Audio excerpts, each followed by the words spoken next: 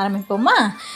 இதுதான் ஸ்கூலோட ஸ்ட்ரென்த்து பார்த்திங்க அப்படின்னா, ஸ்கூலில் ஒரு கிளாஸோட டூர் தான் நான் இப்போ காட்ட போகிறேன். கிளாஸில் ஒரு ஸ்ட்ரென்த்து பார்த்திங்க அப்படின்னா 8 பேர், ஒரு 3 பேர், மொத்தமாக 10 11 பேர் அவ்வளோதான்னு வச்சுக்கோங்களேன்.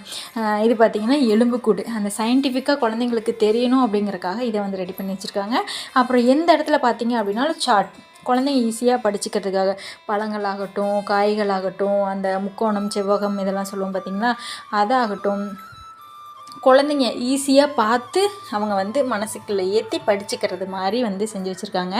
அப்புறம் பார்த்திங்க அப்படின்னா தானிய வகைகள், என்னென்ன தானியங்கள் இருக்குது அப்படின்னு குழந்தைங்களையே செஞ்சுட்டு வர சொல்லியிருக்காங்க. தமிழில் என்ன இருக்கும் அதெல்லாம் வரைஞ்சிட்டு வர சொல்லியிருக்காங்க. உங்களுக்கு என்ன வரைய தெரியுமோ அதை வரைஞ்சிட்டு வர சொல்லியிருக்காங்க.